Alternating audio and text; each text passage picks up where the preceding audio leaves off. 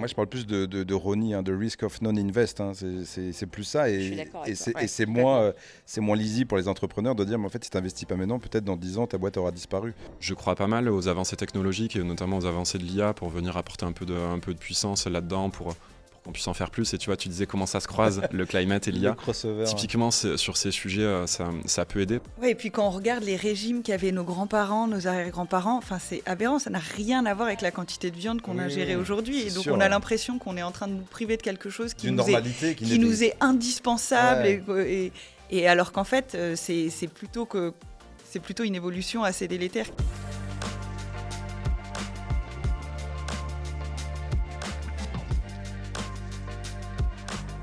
Bonjour à tous et bienvenue dans le 6e épisode de Stratégie Climat. Je suis heureux de recevoir 3 nouveaux acteurs de cette transition écologique, des experts qui font la transition à leur échelle et puis chacun a la manière de faire. Donc autour de la table, on a Hugo. Bonjour Hugo, de Edonia, qui va nous parler de ça. On va parler d'alimentation durable à base d'algues. On a Géraldine Fournier qu'on ne présente plus, qui est donc une consultante émérite qui va nous parler aussi de toutes ces actions pour aider les entreprises à se transformer, à s'adapter. Et Marine Régros-Bellet, qui travaille donc c'est Astarion Ventures et qui va donc nous parler de tous les sujets d'investissement dans des startups liés aussi à la transition écologique. Alors, sans plus attendre, on va commencer par Hugo. 2 petits mots un peu sur toi, peut-être ton parcours, mais surtout le projet que tu portes aujourd'hui. Ouais. Du coup, je suis Hugo Valentin, je suis entrepreneur dans la microalgue depuis quelques années et cofondateur et CEO d'une société qui s'appelle Edonia. Je suis entrepreneur dans les microalgues principalement pour des raisons écologiques, avec la conviction que les microalgues peuvent jouer un rôle clé dans la transition protéique et être un outil assez intéressant pour construire un système alimentaire plus durable. Les microalgues, on sait les cultiver à grande échelle avec un faible impact environnemental. C'est un super aliment pour notre santé également. Donc voilà, moi je regrettais un peu que ces matières n'aient pas une place plus importante dans nos habitudes alimentaires. Je me suis demandé pourquoi. La raison, c'est que c'est principalement proposé aux consommateurs comme des poudres vertes, des choses qui ne sont pas super désirables et pas super appétantes. Donc je me suis mis en tête d'essayer de régler ce problème avec des associés, avec l'entrepreneuriat. C'est un peu le sens d'Edonia. On veut résoudre le sujet de l'expérience de consommation des microalgues pour leur donner une place plus importante dans nos habitudes alimentaires. Alors moi, j'ai des milliers de questions, du coup, parce que moi, je viens de Brest. Moi aussi. Ouais. Donc, du coup, étant de Brest, je connais un peu le sujet des algues. Et effectivement, je suis d'accord avec toi, c'était beaucoup utilisé de façon peu appétante, on va dire, quoi. C'est quoi les qualités nutritionnelles, du coup, des algues par rapport à, je sais pas, d'autres plantes ou même de... Est-ce qu'il y a de la protéine dedans? Ouais. C'est quoi? Ouais. Déjà, il y a une grande variété d'algues et de microalgues, donc une grande variété d'intérêts nutritionnels. Si tu prends par exemple la spiruline, qui est une des microalgues les plus connues, c'est un des meilleurs aliments du monde sur notre planète. Ouais. Ça fait partie des aliments sur Terre les plus complets, avec quelques saillances super intéressantes, notamment sur le taux de protéines et la qualité de la protéine, et sur une assez large palette de micronutriments, le fer en premier lieu, et d'autres vitamines et d'autres minéraux. Donc voilà, ça en fait un aliment vraiment intéressant pour la santé de l'homme. Mais qui est surtout, moi j'avais vu que c'était surtout en Afrique, non? Que c'était cultivé.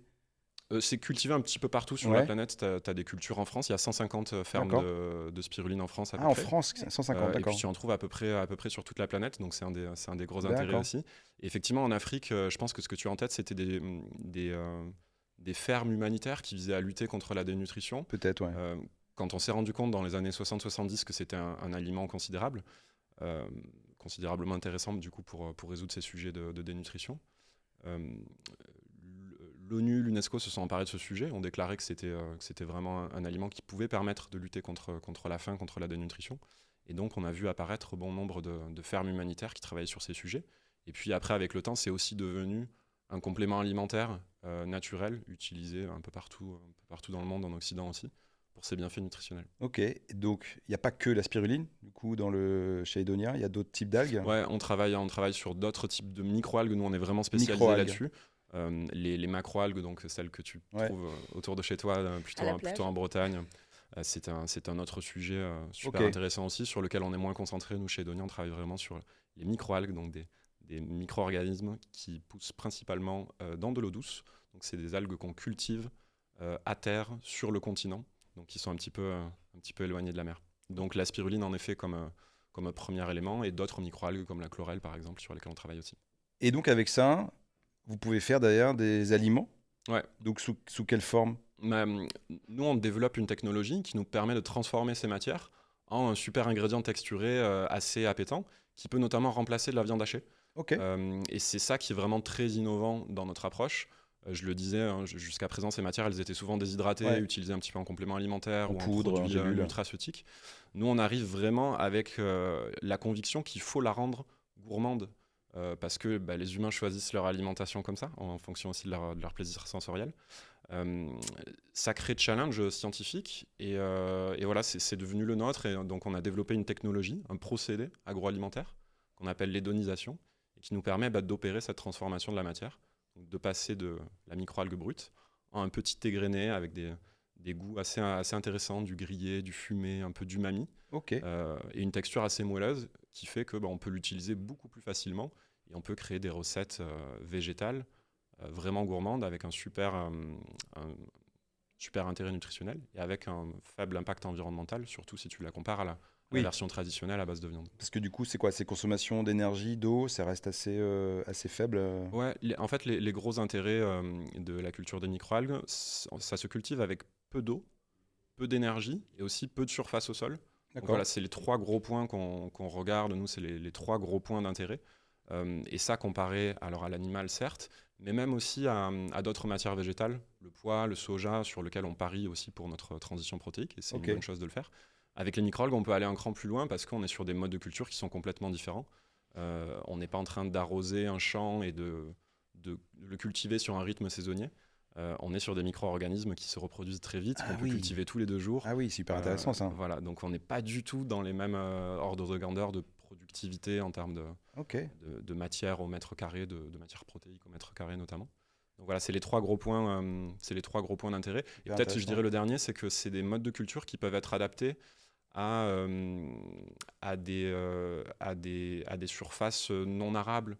Voilà, on va vers un monde peut-être plus chaud, plus sec, avec des instabilités météorologiques qui créent de la tension en fait, sur d'autres ressources, animales, végétales.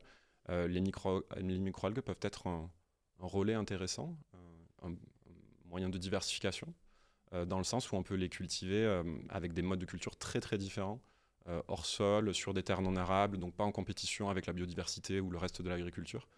Ce qui fait que nous, ça nous semble intéressant de pouvoir s'appuyer sur cette matière dans la... Sur le papier, ça l'est, après, effectivement. Et du coup, vous travaillez des produits en propre ou après vous vendez les solutions à des entreprises agroalimentaires qui intègrent ça dans leurs recettes Comment c'est fait? On a un business model assez simple. Nous, on travaille avec des cultivateurs de microalgues. Okay. Voilà, on achète cette biomasse brute à des gens qui cultivent les microalgues.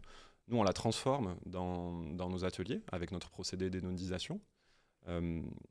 Et ensuite, on vend un ingrédient à des agro-industriels, donc des food manufacturers ou des acteurs du food service, qui, eux, l'utilisent pour remplacer de la viande hachée dans des préparations qui vont servir sur un modèle de restauration ou un modèle industriel de type plat préparé que vous retrouvez dans vos supermarchés. Donc voilà, on vend vraiment un ingrédient à des acteurs qui s'en servent pour faire des produits finis et aller vers le matière première alimentaire, quoi. Et non, je voulais dire que j'ai goûté souvent et que c'est délicieux. Donc ça, on le voit pas. Vous pouvez pas vous en rendre compte aujourd'hui, mais c'est à goûter. Ok. Bon, ça a l'air bon. Ouais, on essaie. Tu as des questions, toi, Géraldine? Oui, j'avais une question. C'est que du coup, c'est pas. T'as dit que ça poussait dans l'eau douce. Et du coup, c'est pas en milieu naturel. Enfin, c'est les fermes micro-algues. Tu reproduis le milieu naturel dans une ferme. Exactement. Okay. Ouais, les micro-algues, à la base, on les trouvait dans le milieu naturel, dans des lacs d'eau saumâtre, donc mi-clair, mi-salé. Ouais. Quand on s'est rendu compte de ça, on a appris à, comme tu dis, reproduire ce mode de culture. Et aujourd'hui, on le domestique en quelque sorte. Donc ça prend la forme de grands bassins sous serre avec un certain niveau de chaleur, un tout petit peu d'agitation pour que la spiruline puisse croître. Okay. Donc voilà, donc c'est dans des environnements maîtrisés par l'humain, au même titre qu'on a fait de l'agriculture en s'inspirant de la nature. On peut faire de l'algoculture en quelque sorte. Ok. Il y a combien de personnes chez Edonia aujourd'hui ? On est 9 aujourd'hui, Ok. on sera 12 dans 3-4 mois. On est en période de recrutement puisqu'on vient de lever des fonds avec Ok. Asterion Ventures. Et donc, on est sur un moment fort de recrutement et de croissance des équipes en ce moment. Il y a de la demande de la part de l'agroalimentaire. Ouais.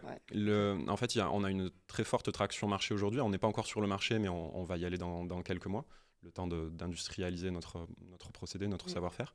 Mais ouais, il y a une forte demande pour végétaliser est un sujet, est une attente des agro-industriels, et il y a besoin de le faire en étant corrélé aux attentes du consommateur. Nous, on a repéré quelques tensions là-dessus, un petit peu d'écart entre les attentes réelles du consommateur et ce qui était proposé aujourd'hui sur le marché en termes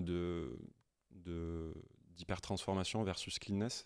C'est souvent un peu critiqué, les alternatives végétales sont parfois critiquées parce que trop transformées. Nous, on essaie d'arriver à quelque chose de très simple, de peu transformé.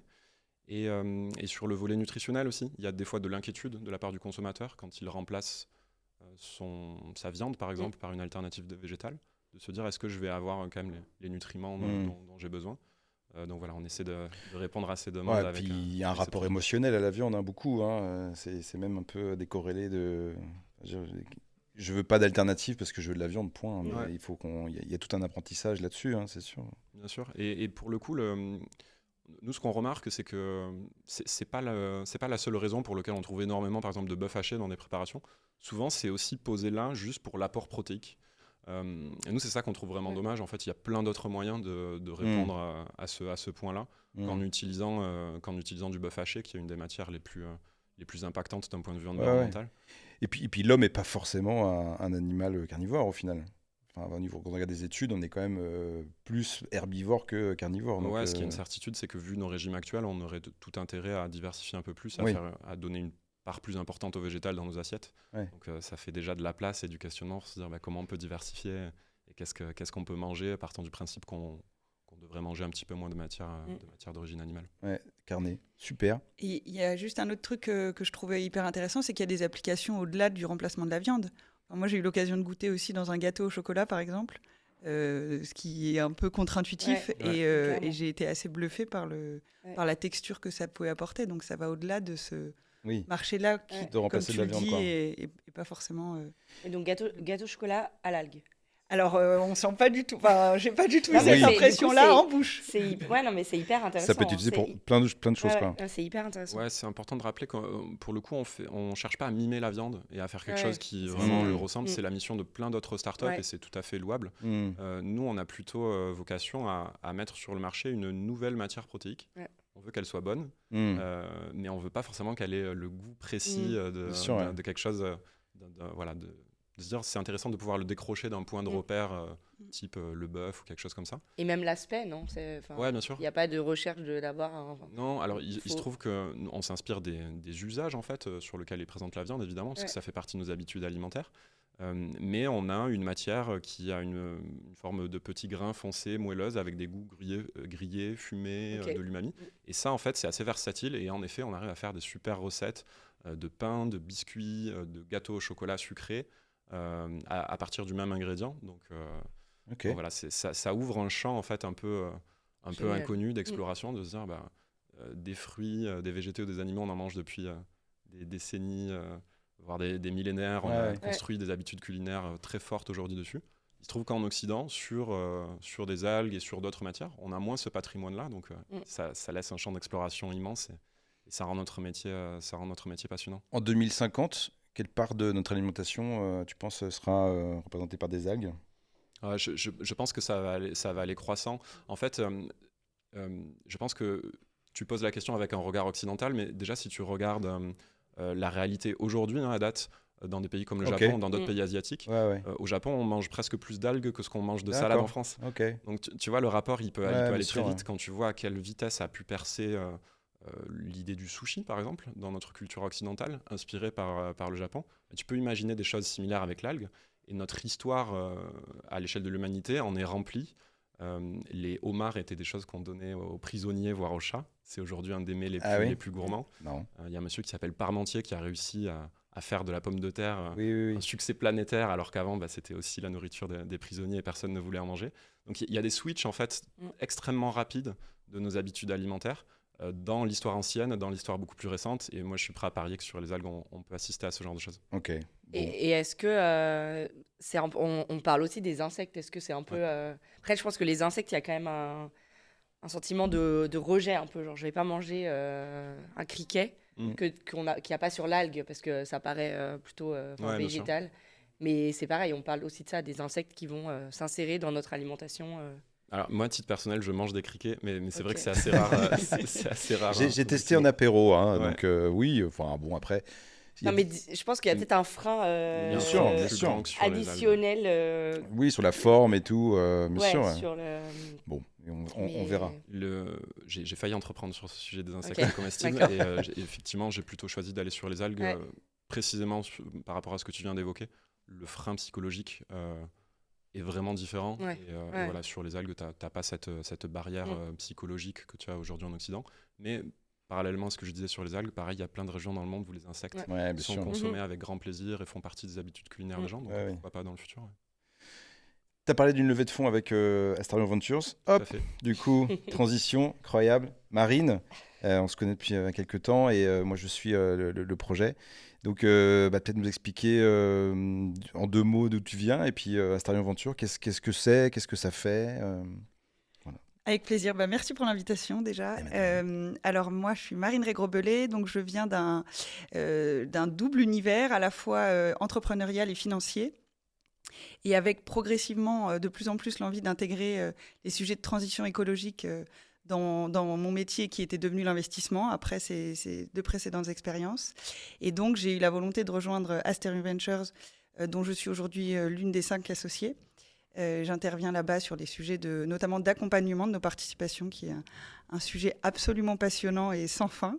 Et Astarion, c'est une société de capital risque qui accompagne en France les startups qui s'attaquent aux grandes transitions dont on va avoir besoin, environnementales et quelques sujets sociétaux aussi. Et on a la particularité de le faire en amorçage, donc sur des projets très jeunes, comme Edonia aujourd'hui, et de le faire en cherchant en s'étant aperçu qu'il y a besoin de plus en plus d'expertise sur ces sujets liés à la climate tech ou à tout ce qui touche à ces transitions. Il y a un niveau d'expertise démultiplié. Donc nous, ce qu'on cherche à faire, c'est réunir des bonnes expertises, des personnes, des entrepreneurs chevronnés, des scientifiques, des personnes qui viennent aider nos entrepreneurs à dérisquer, à accélérer leurs projets et donc accélérer leur impact.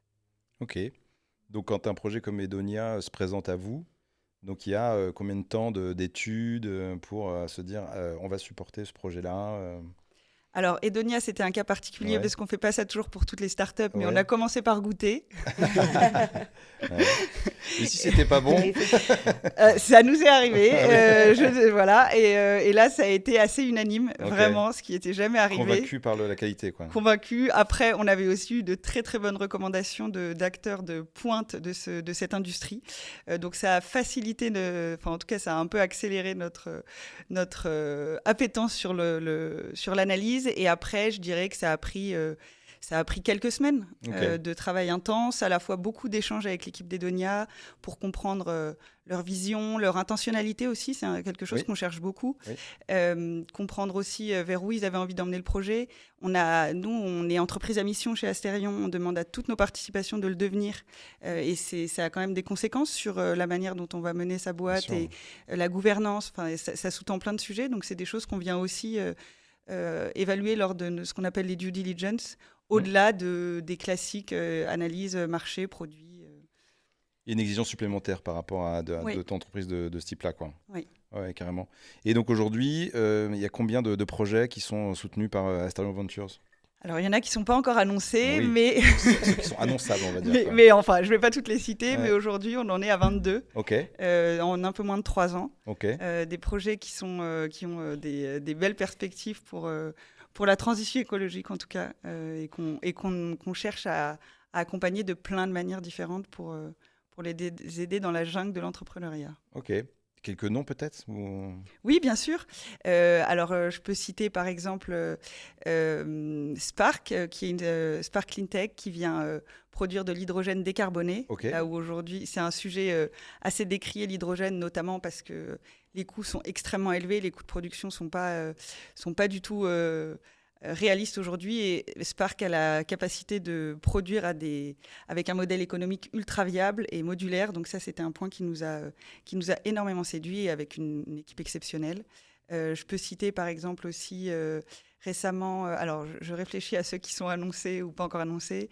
J'en parlerai peut-être un peu après, mais une start-up qui s'appelle Everday, c'est celle par laquelle moi j'ai connu Asterion. Parce que pour la petite histoire, moi j'ai commencé par investir chez Asterion avant de rejoindre les équipes. Everday, ils viennent produire des biopigments pour l'industrie textile. La teinture des vêtements, on ne le sait pas forcément, mais c'est extrêmement énergivore et en plus, il y a beaucoup d'intrants chimiques. Et avec des biopigments et à température ambiante, ils viennent teindre nos vêtements dans la durée. Ils ont des pilotes avec des très, très belles maisons ou des gros acteurs de la mode. Donc, on a un enjeu à réduire notre consommation et nos achats de vêtements, évidemment, mais il y a aussi un enjeu à mieux produire. Et eux, ils répondent à ce défi-là. Ok, intéressant.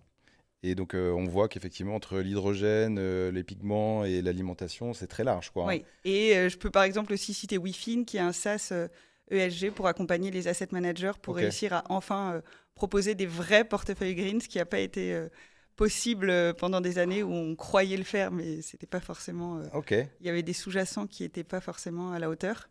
Donc, c'est un scope assez large.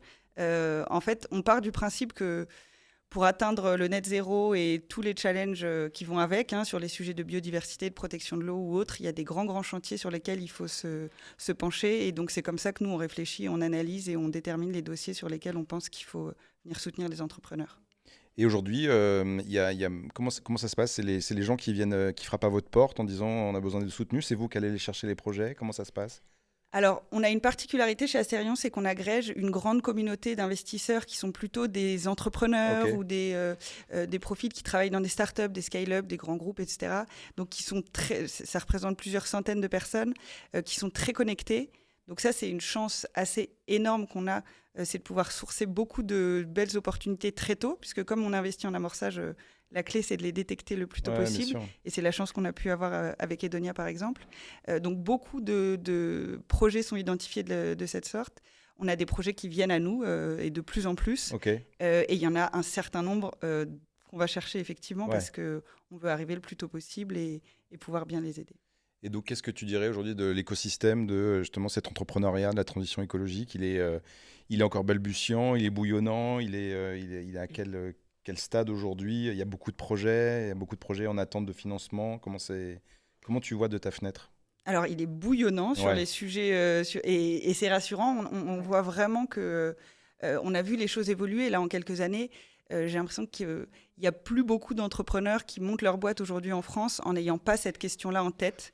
Ce qu'on voit, en ce moment, si je résume, j'ai l'impression que c'est un petit peu binaire, mais il y a vraiment beaucoup de sujets climate tech ou beaucoup de sujets IA. C'est vraiment ce qu'on ressent.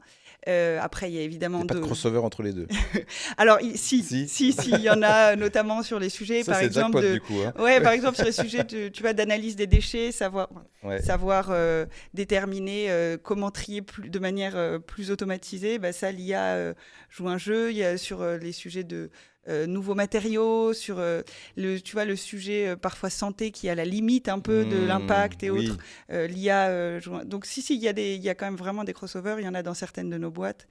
Mais sur Climatech, en tout cas, ça bouge, quoi. Ça bouge énormément. Ça bouge énormément. C'est rassurant. Oui, c'est rassurant. On voit vraiment que c'est une problématique qui vient tout de suite à l'esprit des entrepreneurs. S'il y a des entrepreneurs qui nous regardent et qui montent des entreprises, c'est quoi un peu les critères pour venir un peu sonner à la porte d'Asterion Ventures Alors, les critères, c'est donc on finance des projets qui sont en France. Parce que comme on est lead investor, ça veut dire qu'on prend une grosse partie du tour de financement et qu'on accompagne beaucoup, on veut pouvoir le faire et on sait que là où on le fait bien, c'est là où on a notre équipe, nos réseaux, notre écosystème. Donc c'est pour ça que pour l'instant, ça va changer, mais pour l'instant, on soutient des projets basés en France, des projets qui ont un impact clair et avec une possibilité de le maintenir dans la durée. On cherche des projets qui cherchent, pour donner un peu un ordre d'idée, sur des tours de table qui vont entre 500 000 à 5 millions d'euros. Donc, c'est de l'amorçage un peu large, on va dire. Et on a investi sur des projets qui peuvent être tout à fait pré-revenus. On n'a pas forcément d'attente là-dessus, mais il faut qu'il y ait un marché quand même qui a une taille assez profonde. Et en fait, c'est un peu barbare comme mot, mais on dit qu'on cherche à faire de l'impact at scale. Donc on vient soutenir les projets qui peuvent vraiment avoir un impact massif. Il y a d'autres acteurs très bien qui viennent financer des projets qui vont jouer aussi leur rôle dans la transition écologique. Et je salue tous les acteurs qui jouent ce rôle-là, mais ces typologies plutôt de petites structures, c'est moins notre ADN et là où on peut aider. Bon, en tout cas, moi je trouve que c'est une très belle initiative et effectivement d'avoir une vision un peu de l'industrie de la transition écologique, je pense qu'il faut y aller et effectivement il y a pas mal de changements at scale comme tu dis et qu'il faut les soutenir. Et on va continuer avec Géraldine. Salut Géraldine. Salut. Nous on s'est connectés il y a pas mal de temps déjà. Je pense que tu étais une des premières personnes que moi j'avais identifiées quand j'avais fait mon shift en tout cas en étant hyper active dans cette communauté. D'aide aux entreprises à se transformer. Moi, je suis hyper curieux un peu de déjà le début de l'histoire, le shift, sans forcément rentrer dans les détails, mais je trouve que c'est hyper inspirant toujours de comprendre un peu à quel moment on bascule. Et puis, qu'est-ce qu'aujourd'hui tu proposes aux entreprises, et j'imagine pas que aux entreprises, aux territoires aussi. Oui, je suis ravie d'être là, du coup. Alors moi, en effet, je me suis reconvertie il y a 5 ans. 5 ans, ouais. Donc avant, j'étais en communication, j'étais directrice de clientèle dans des agences de communication internationale de type Ogilvy, Havas. Okay. J'ai travaillé à Paris et à Londres. Okay. Donc en communication marketing et puis pour des grosses entreprises et mes derniers clients, c'est dans la grande distribution où le marketing est un marketing quand même assez agressif et le business model, c'est plus on vend de produits, mieux c'est. Donc, faut toujours essayer de vendre à des gens qui n'en ont pas besoin. Enfin, faut toujours essayer de trouver le moyen de faire un 3 en 1, 4 en 1, 10 en 1. Et enfin, voilà, c'est du marketing agressif. Et en fait, c'est ça qui m'a fait... j'étais déjà sensibilisée à l'écologie, mais il y a un moment où je me suis dit, en fait, c'est juste pas possible parce que moi, je devenais minimaliste de mon côté. Et je me dis, je peux pas... mon but, ça peut pas être de pousser les gens à acheter des trucs qu'ils n'ont pas besoin. Il y a une dissonance qui s'installe. Ouais, complètement. Quoi. Il y a une dissonance, mais après, ça met du temps parce bien sûr. Parce que j'aimais quand même bien mon métier. Mais, et donc, en fait... Il y a 5 ans, donc on est en 2019 à peu près parce qu'en fait... 2018-2019 oui, après, j'ai démissionné. Ouais. Je suis partie en voyage. Ouais. Et donc, je me suis... en 2019, j'ai commencé vraiment à me dire, je vais me former pour travailler dans la RSE, donc responsabilité sociétale des entreprises. Mais alors, comment, où, quoi faire, c'est vaste. Et en plus, en 2019, c'était... en fait, il y a un monde entre 2019 et aujourd'hui. C'est clair. Moi, je vois quand j'ai commencé il y a 2 ans et aujourd'hui, c'est pareil. Ouais, déjà. Donc, je ne savais pas trop. Et en fait, j'ai commencé avec la sensibilisation, Fresque du climat, qui venait de se lancer. Et ça m'a beaucoup plu. Et après, en 2021, je me suis formée au bilan carbone. Parce que j'ai un peu choisi le côté le pilier environnement plus que social. Même si, de toute façon, quand on accompagne des entreprises, en fait, surtout les entreprises, moi, j'accompagne des TPE, PME, start-up, scale-up, donc pas des multinationales. En fait, les sujets sont très, très liés. Il n'y a pas de division entre le côté production et le côté RH. D'un côté, c'est quand même de toute façon lié. Mais j'ai pris le parti de me dire, OK, j'ai compris qu'il y a quand même un gros enjeu sur les émissions de gaz à effet de serre. Enfin, vraiment, même si après, il y a d'autres enjeux, on n'arrête pas de le répéter, que ça ne peut pas être juste carbone, mais j'ai l'impression que moi, je me suis dit, déjà là, je vais aller là. Oui, bien sûr. Et puis je vais... Chacun fait sa part et puis choisit son sujet. Donc je me suis formée et donc maintenant j'accompagne les entreprises vraiment du début, donc de la sensibilisation, bilan carbone et surtout ce qui est hyper important après, c'est tout la vision à long terme le plan de transformation, le plan de transition et le plan d'adaptation parce que on sait qu'il faut réduire pour essayer d'avoir le moins de conséquences possibles dues au réchauffement climatique et stabiliser le climat en 2050. Mais on sait que le climat va se réchauffer et qu'il va falloir aussi s'adapter. En fait, les deux sont ensemble. Et j'essaye d'amener mes clients à aussi penser ça qu'est-ce que ce sera votre activité dans un monde en 2050 potentiellement un monde où on aura réussi à stabiliser le climat, mais le climat, ce ne sera pas celui d'aujourd'hui. Donc, je trouve que c'est des enjeux. Après, c'est beaucoup plus long que de faire un bilan carbone. Le bilan carbone, c'est assez factuel, c'est des datas et c'est hyper important. Mais après, il y a toute cette partie-là. Donc, moi, j'accompagne les entreprises sur le long terme. TPME, ETI. Ouais, c'est ça. Ouais, d'accord. PME, ETI, start-up, scale-up, ça peut être. Ok. Et après, j'ai une autre casquette, du coup, qui est ma casquette de ma carrière d'avant, mais Ok. que j'adore, j'adore toujours faire ça, c'est de la communication. Ouais. Comment on communique là-dessus, parce que le greenwashing, c'est un autre gros sujet qui finalement freine la transition. Donc en fait, si on n'attaque pas le greenwashing, voilà, il faut que ça soit aussi traité. Et donc, j'aide les entreprises à aussi bien communiquer sur ces sujets-là parce qu'il faut inspirer, il faut montrer l'exemple. Les entreprises qui font des choses, il faut qu'elles le montrent aussi. Qu'elles le montrent et qu'elles amènent Ouais. les autres entreprises à transitionner. C'est toi qui as aussi. mis un billet sur le greenwashing. Ouais. Sur le fait Ouais. que les marques sont timides aussi Ouais, et n'osent pas montrer des choses. Alors que, ça, le greenwashing, c'est un peu nouveau. Et il y a plusieurs sujets. C'est que soit c'est par peur de faire du greenwashing, Oui, parce qu'en fait, aujourd'hui, le greenwashing, les gens s'en rendent compte, mine de rien, parce que des entreprises, on sera net zéro, on sera neutre en carbone, ça fleurit depuis 2 ans. Et à un Oui. moment, quand c'est trop, les gens se disent, il y a pas un petit problème, c'est pas possible, ça peut pas être aussi facile aussi. Ça peut pas être... Ça serait bien. Ce serait bien, mais malheureusement, c'est pas le cas. Donc, Ouais. voilà, j'accompagne aussi les entreprises à bien communiquer.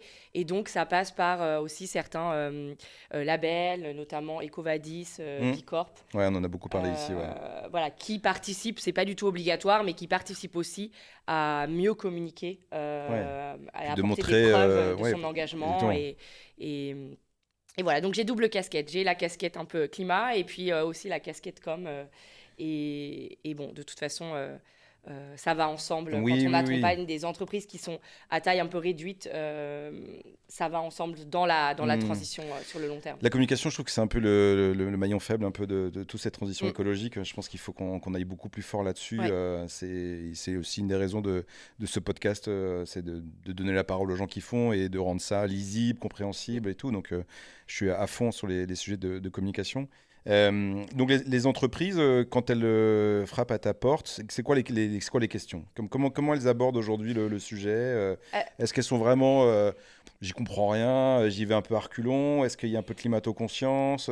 Comment tu sens le... Ouais, il y a plusieurs, on va dire, éléments déclencheurs pour du coup, travailler, je pense, avec un consultant externe, consultant RSE externe. Donc, en fait, je fais un peu la RSE externalisée. Okay, ouais. Il y a des entreprises qui sont engagées, les dirigeants sont engagés. Ils ont forcément commencé à faire des choses parce qu'on n'arrive pas sans avoir pas testé un peu. Ok. Généralement, c'est sur les déchets, généralement, c'est sur la sensibilisation. Mais par contre, ils se disent, je vois bien que quand même, le sujet, il est plus profond que ça, que juste remplacer les mugs, offrir des gourdes. Et donc, je ne sais pas trop comment faire pour y aller. Donc, il y a ce point de vue-là. Il y a l'autre qui est, on a un vrai besoin qui est identifié en RSE, donc un peu plus mature, mais on ne va pas engager quelqu'un parce qu'on n'a pas besoin de quelqu'un 5 jours, à temps plein sur ces sujets-là. Alors qu'il pourrait avoir quelqu'un à temps plein, non? Il y a des entreprises, franchement, ça c'est pas utile d'avoir quelqu'un à temps plein.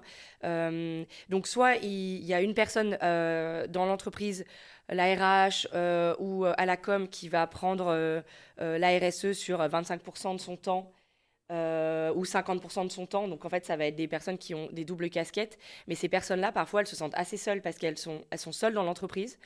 Et donc, finalement, moi, je peux aussi venir pour les accompagner. Et en fait, on travaille en binôme avec une personne qui a du temps sur la RSE, mais c'est pas son full-time. Mais qui a besoin aussi d'un peu de seniorité sur... déjà, par exemple, le bilan carbone... il y a très peu de personnes qui sont formées en interne en bilan carbone, à part dans les grosses entreprises qui ont des équipes décarbonation, parce que voilà, il faut décarboner toute la chaîne de valeur, toute l'industrie. Mais les plus petites entreprises, le bilan carbone, c'est externalisé. Mais mais il faut aussi, moi, c'est hyper important que en interne, ils comprennent comment ça se passe, parce que le but, c'est pas d'être pieds et mains liés avec quelqu'un qui est à l'extérieur et qui comprend pas. Et ne serait-ce que pour parler du sujet en interne et engager les gens, il faut que la personne en interne, elle sache de quoi elle parle. Donc, en fait, je travaille en binôme avec quelqu'un qui peut être... ou alors, je fais toute la RSE. Donc, un jour par semaine. Ça, c'est vraiment à décider en fonction des besoins, en fonction aussi des périodes. Il y a des périodes où il y a plus de temps pour travailler sur ces sujets et des périodes de rush où, opérationnellement, le sujet passe un peu à côté. Mais c'est pas grave, en fait. C'est pas grave s'il y a des entreprises qui ont peut-être en fin d'année, parce que, je sais pas, Noël est une grosse période en fonction de leur marché, elles peuvent plus travailler sur ces sujets-là. C'est pas grave, on les met de côté pendant 2-3 mois. Mais par contre, on perd pas le fil. C'est-à-dire qu'on sait qu'à un moment, on va s'y remettre, on va se remettre sur ces actions. Donc voilà, ça, c'est les entreprises qui sont engagées et qui décident d'elles-mêmes. Et après, il y a les entreprises où les clients tapent à la porte et disent « Bonjour, vous faites un bilan carbone ?» Non, on n'a pas de chiffres. Bon, voilà, on doit donner des chiffres. On doit aujourd'hui répondre à des critères environnementaux sur des marchés publics, des appels d'offres. Et dans ce cas-là, c'est plutôt forcé par leur partie prenante, en fait, qui demande. Ok. J'ai une petite question pour toi. Je crois que tu avais reçu Axio, non, sur la mesure et carbone. Trace, on en avait reçu plusieurs, Et qui a la particularité de aussi beaucoup travailler après avec les entreprises sur qu'est-ce qu'on en fait maintenant qu'on a ces informations, comment on fait vraiment bouger les lignes. Et est-ce que toi, tu ressens est-ce qu'il y en a certains qui s'arrêtent là, ou est-ce qu'il y a vraiment cette envie de se dire, bon, on a l'info, mais comment est-ce qu'on fait bouger les choses en profondeur dans notre industrie ou dans notre entreprise, en tout cas? Il y a de tout. Il y a de tout. Et c'est ça qui est assez passionnant. Mais ce que j'ai découvert en faisant ce métier, finalement, c'est la patience. Moi, je pensais vraiment, avant de me lancer, je me suis dit, ça va aller. En fait, ça va aller vite. Les gens qui sont engagés, ils sont engagés. Moi, on va y aller. J'étais un peu naïf aussi. Et en fait, la réalité, c'est pas ça. Donc, la réalité, c'est aussi d'arriver à accompagner l'entreprise. Soit on arrive vraiment à l'aider dans sa maturité. Et parfois, il peut y avoir... moi, j'ai des clients, des entreprises, des prospects qui m'avaient contacté. Oui, on veut faire un bilan carbone. Finalement, ça se fait pas. J'ai pas trop de nouvelles pendant plusieurs mois. Et 8 mois après, ça y est, le budget est passé. On y va. Et finalement... Ce qui n'est pas un budget conséquent non plus. Un bilan carbone, c'est quoi? Non, alors ça dépend. C'est à partir de 5 000 € jusqu'à 15 000. Et après, pour les grosses boîtes, c'est des budgets... Les budgets conséquents, c'est plus les mises en application, non, après? Mais déjà, rien que le bilan carbone, il faut sortir 10 000 €, déjà, ça, c'est compliqué. Donc, s'il faut sortir 100, 200, 500 000 € pour changer une ligne de production et tout, etc. Oui, mais alors, bien sûr. Non, mais en vrai, je pense que quand il n'y a pas encore eu de budget sur la RSE, ça reste quand même une ligne de budget qui n'existe pas. Il faut la créer. Et voilà, donc non, il y a des budgets. Après, il y a des subventions aujourd'hui avec la BPI. Moi, je suis référencée sur le DIAC Décarbonation pour les entreprises pour faire des bilans carbone. Donc ça aide vraiment les entreprises à faire ce premier pas. Donc c'est hyper intéressant. Et là, le bilan carbone, il revient à 4 000 € pour l'entreprise. Donc là, il y a quand même plus d'entreprises qui sautent le pas. Mais en fait... quand je te disais ça, c'était surtout de dire que la maturité, comme nous, notre déclic, les entreprises, c'est pareil, il y a des étapes qui sont passées. Paliers, et les paliers, parfois, entre chaque palier, ça peut être hyper rapide, ça peut être beaucoup plus long. Moi, mon but, c'est de leur dire, écoutez, si pour l'instant, vous avez besoin de 6 mois, j'ai pas envie de leur dire, non, mais il faut y aller, de culpabiliser. Tu peux pas forcer la main. C'est ça. Et du coup, quand vous vous sentez prêt, vraiment, et généralement, ils reviennent vers moi. C'est frustrant, je trouve. C'est hyper frustrant parce qu'on voit, quand on est un peu climato-conscient, on voit la catastrophe et on se dit, mais en fait, il faudrait y aller à 5e vitesse et en fait, respecter ce timing-là. Et je trouve que c'est hyper frustrant, quoi. Ça se travaille. Je pense qu'il y a 3 ans, j'étais beaucoup plus frustrée. Et maintenant, je me dis qu'en fait... on va au rythme où on peut, quoi. Ouais, on peut pas vraiment aller plus vite. Après, j'essaye de faire Bien tout sûr, pour on pousse, vraiment Ouais, ça pousse. pousser, mais on peut pas braquer. Si on braque Ouais, les c'est fini. entreprises, c'est fini. Ouais. Et après, par contre, ce qui est intéressant, c'est que quand il y a des personnes qui sont dans l'entreprise et qui sont persuadées de la chose, mais que la direction est pas trop, est pas encore là à Ouais. dire ok, on met plus de budget. Bah moi, j'essaye d'accompagner ces personnes-là pour justement comment elles peuvent aller voir leur direction enfin voilà, comment travailler. Et il y a de plus en plus de subventions aussi, non, pour les Ouais. entreprises, pour les aider à avancer. Oui, il y a vraiment. En fait, il y a beaucoup de subventions et je pense qu'il y a beaucoup d'entreprises qui ne connaissent pas ces subventions. Oui. Il y a des subventions sur l'économie circulaire, sur l'éco-conception. Ouais. Il y a des aides quand on veut embaucher un jeune diplômé sur un poste justement lié à la transition On écologique. mettra le lien, mais je sais que là, il y a eu tout un site qui est sorti avec Je justement. pense que je l'ai partagé c'est il y toi. a 2 semaines. Ouais. C'est le site et là du coup j'ai un trou de mémoire sur comment il s'appelle. Mais c'est pas grave, Quel est- on le mettra, on le mettra. on mettra en commentaire. Qui répertorie toutes les aides. Ouais. Et Non, mais ça, il y a c'est des top. prêts qui sont, qui aident. Donc, non, il y a des subventions et après, faut aider les entreprises à trouver les subventions. Et puis après, il faut les aider aussi à se lancer parce que ça fait aussi peur. On voit. Voilà, est-ce que le ROI il est là? Mais en Ouais. fait, le ROI il est pas du tout immédiat. C'est pas le même ROI qu'un investissement en SEO pour faire remonter son site internet ou en relations presse ou ce genre de choses. Donc, Moi, je parle plus de RONI, de Risk of Non-Invest. C'est plus ça. Je suis d'accord avec toi. Et c'est complètement. moins lisible pour les entrepreneurs de dire, mais en fait, si tu n'investis pas maintenant, peut-être dans 10 ans, ta boîte aura disparu. Ouais. Et en fait, comme c'est pas du ROI au trimestre ou à l'année, ça les intéresse moins. Mais Et ça, c'est hyper intéressant parce que pourtant, les entreprises, elles font des prévisionnels et des business plans sur comment on va faire pour gagner de l'argent dans 10 ans. Ouais. C'est quoi notre pourcentage de croissance? Par contre, le à côté, oui, c'est quoi le risque à 10 ans Ouais. par rapport Ça au passe au changement radar, hein. climatique, par rapport à la transition, à l'adaptation, aux risques aussi géopolitiques. Des flux vont se casser, il va y avoir de plus en plus de crises. Bah, en fait, l'exercice, il n'arrive pas à se faire, quoi. non, mais c'est complexe. Faut se l'avouer. Ouais. Je pense qu'il y a du déni. Et puis, une fois qu'on se l'est avoué, de mettre ça dans l'équation, je pense que c'est vertigineux, quoi, pour certains business. Mais après, quand même, ça bouge énormément. C'est-à-dire que oui, on n'est peut-être pas au rythme qu'il faudrait ou qu'on aimerait ou qui serait idéal. En même temps, je pense que personne ne sait vraiment le rythme idéal parce que c'est tellement un peu flou pas ce qui nous attend, mais flou la transition de la société, comment on va faire cette transition. Mais en vrai, ça bouge énormément. Là, moi, j'ai de plus en plus de bilans. Je veux dire, ça explose. Donc, quand même, c'est... Tu sens une accélération. Ouais. Ok. Ouais. Donc, et je change d'accélération aussi auprès des acteurs autour de moi, des plateformes aussi comme Axio, Samy, etc., avec qui je travaille sur certains clients. Tout le monde sent quand même qu'il y a une accélération. Donc, Petite ellipse sur la CSRD. la CSR, il y a ça qui... Ça structure quand même aussi un peu cette démarche-là. Oui, ouais, alors après, pour l'instant, la CSRD, c'est quand même sur les grosses entreprises. Oui. Mais qui découle tous après les en scope 3 sur tous les autres, Ouais, quand même. exactement. Donc, oui, exactement. Donc, non, mais de toute façon, la réglementation, il n'y a que comme ça que ça peut faire vraiment accélérer. Et ça, pour le coup, je suis persuadée. Et on y va. Ouais. Et peut-être, là où je voulais rebondir sur un truc, c'est que tu disais à quel point est-ce que les chefs d'entreprise se rendent compte qu'il faut bouger les lignes, que ça va pénaliser leur business sur le long terme.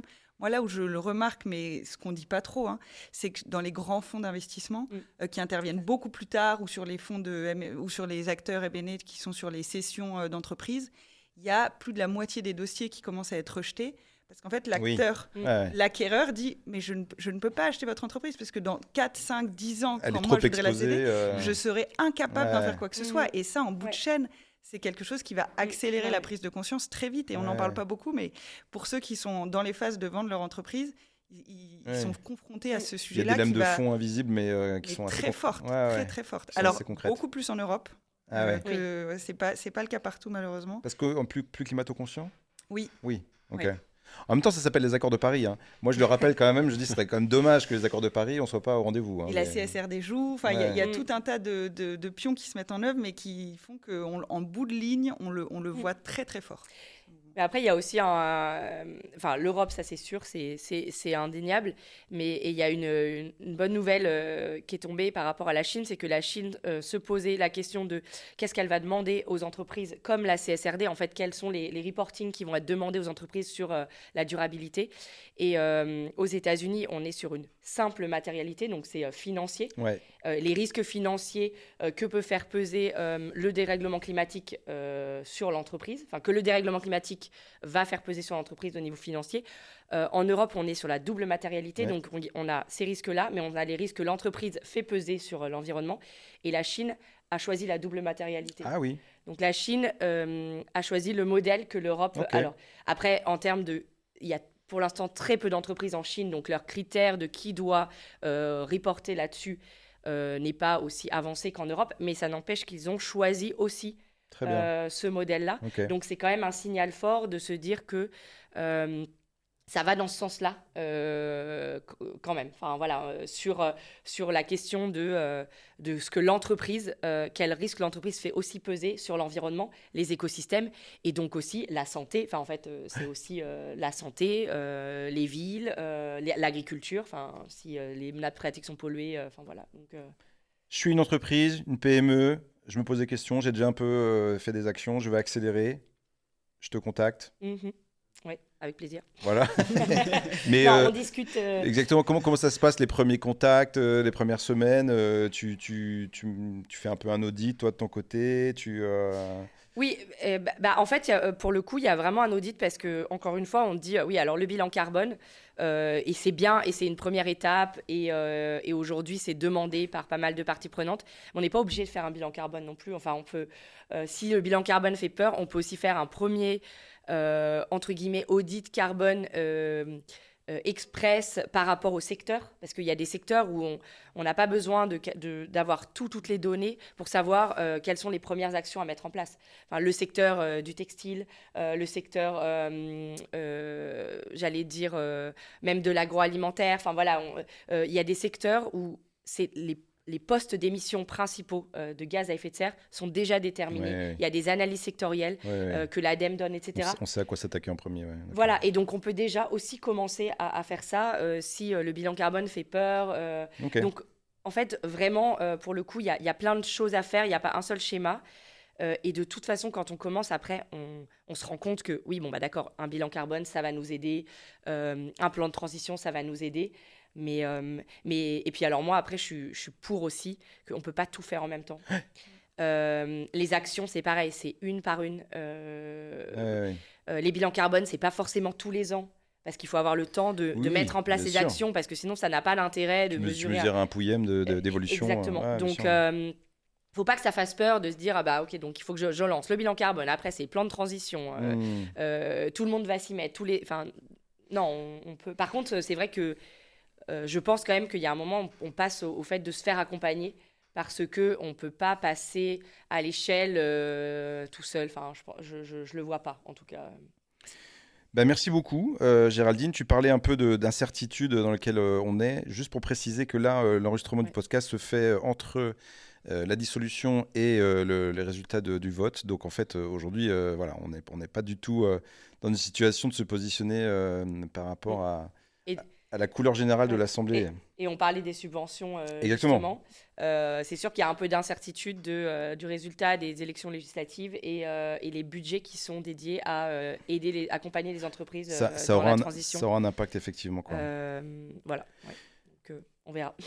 On enchaîne. Merci beaucoup, Géraldine. On va du coup continuer. On avait, comme d'habitude, préparé des petits sujets à l'avance qui sont un peu d'actualité et qui vont permettre aussi de comprendre les sujets liés à la transition. On va commencer par Hugo. On en a un petit peu parlé tout à l'heure sur le sujet de la viande végétale. Ouais. Alors, je trouve que c'est un sujet qui a fait polémique récemment sur l'appellation et ce genre de choses. Moi, je commence à être pas mal consommateur de viande végétale. Il y a des marques qui émergent et avec aussi, on parlait de marketing sur les grandes distributions qui arrivent à s'insérer dans les rayons et tout. Donc, je trouve que c'est pas mal. Donc par rapport à ça, je ne sais pas si c'était par rapport à la polémique ou sur le sujet de la viande végétale. Ouais, bah, la polémique, on peut la rappeler. Il y a eu un décret qui visait à interdire les dénominations de type viande végétale, donc lardon végétal, escalope végétale, steak végétal, saucisse végétale. Ouais.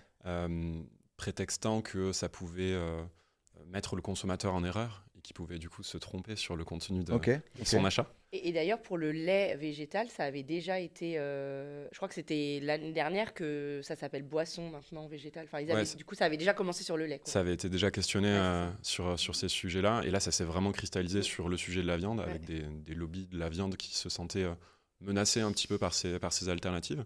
Le décret, il avait en plus le défaut de ne concerner que les entreprises françaises, et donc à laisser les entreprises hors de France importer ces produits-là. Donc ça a pénalisé doublement déjà le secteur et l'initiative des acteurs du végétal, et en plus ceux qui le faisaient depuis la France. Ça a été intéressant de regarder à quel point les acteurs se sont fédérés autour de cette cause. Donc les marques qui semblaient concurrentes, les Eura, Apivore, Lavi, etc., se sont tous accros, se sont tous réunis autour de ça pour dire non, ce décret n'a pas de sens, il faut qu'on aille contre.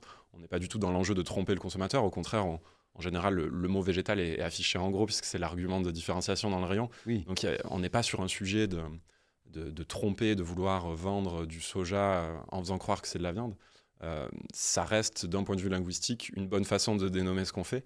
Donc laissons-nous faire évoluer la langue, puisque c'est comme ça que notre langage évolue, et appeler ces produits comme ça, ce qui a été le cas. Donc il y a une issue relativement positive à cette polémique. Moi, ce qui me frappait, c'était de voir à quel point il pouvait y avoir une forme de contradiction et de tension dans l'initiative de l'État, qui d'un côté cherche à financer, à faire accélérer ces sujets de transition alimentaire, de construction de souveraineté protéique, de transition protéique. Moi, par exemple, chez Edonia, on en bénéficie. On a le support de l'État à travers de plans France 2030, de subventions, puisque sont inscrits dans les plans France 2030 ces sujets de transition protéique. Ça me semblait très paradoxal de voir que d'un autre côté, il pouvait y avoir des décrets qui allaient clairement dans le sens inverse, et de dire on en a déjà parlé mettre ici, ce frein là-dessus. On sent qu'entre un Christophe Béchu et un Bruno Le Maire, il y a deux visions, quoi, et c'est ce que tu dis finalement, quoi. On te subventionne d'un côté pour aller vers là, et d'un autre côté on te met des bâtons dans les roues en disant mais en fait on va pas appeler ça comme un produit normal utilisé carrément. Je trouve cette polémique vraiment, c'est rare que je prenne parti, mais c'est assez ridicule parce qu'en fait je pense qu'il y a d'autres sujets, quoi. Vraiment. Et en plus, ceux qui adorent la viande, ils vont pas se tromper, quoi. Enfin, je veux dire, ceux qui veulent vraiment manger de la viande, ils vont pas. Ouais, mais en plus, c'est une surréaction. C'est comme quand on va sur le sujet de l'avion et que j'ai l'impression que tout d'un coup, les gens deviennent agressifs. Mais je dis, mais il n'y a jamais eu autant d'avions dans le ciel. À quel moment le fait de dire qu'il faudrait limiter le truc, aujourd'hui, ça a un impact sur le nombre de vols. Donc, détendez-vous. Si vraiment il commence à y avoir un fléchissement du truc, ok. Mais là, c'est pareil. Enfin, je veux dire. Alors après, je pense qu'il y a quand même il y a une baisse de la consommation de la viande.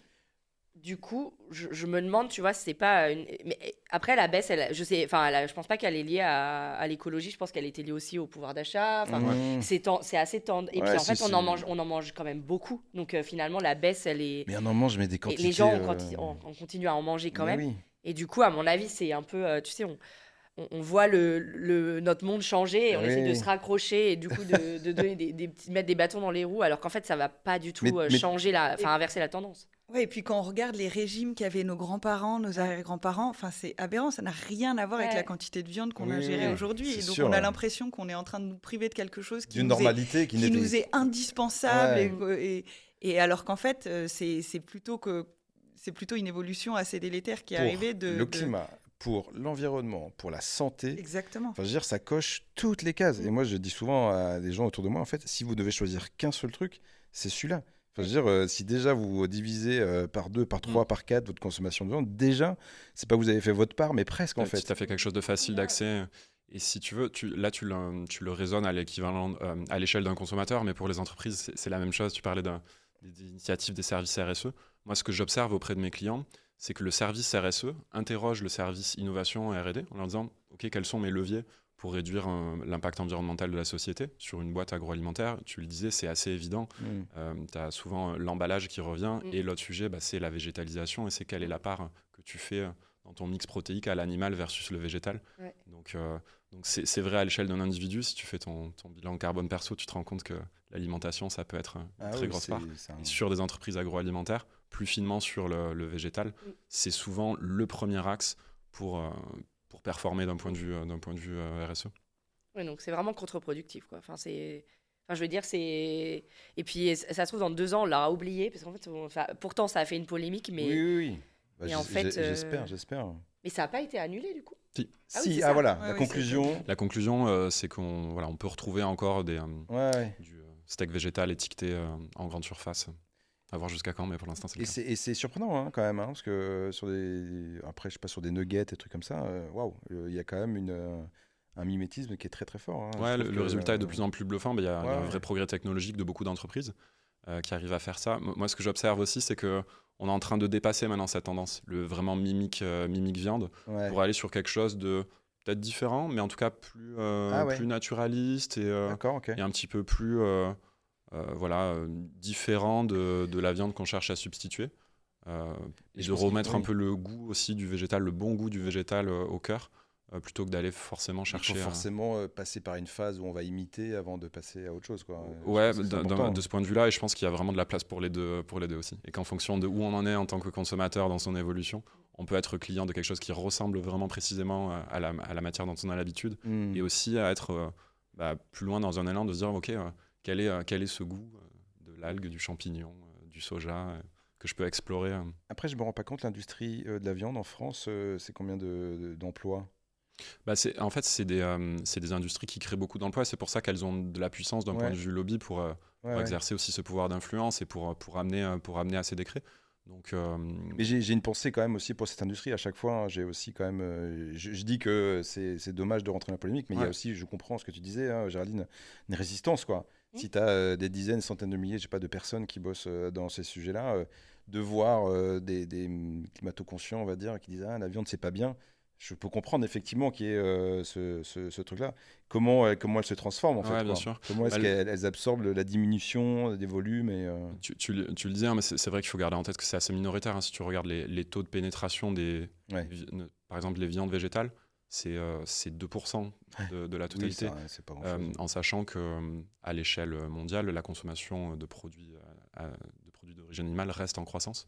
Donc, je pense que tu as aucun acteur du végétal qui est, tu vois, dans cette logique de vraiment se dire on veut faire disparaître cette industrie, Ouais. mais plutôt de se dire on a besoin de diversifier, de créer des alternatives et de proposer aux gens qui le souhaitent une façon de diversifier un peu son alimentation. Quoi. Oui, on n'est pas en train de basculer. Je veux dire, on on en est est très, loin, très hein. Ouais, on en est est très loin. On est donc, très très loin. Mais effectivement, ça reste une industrie qui sent que.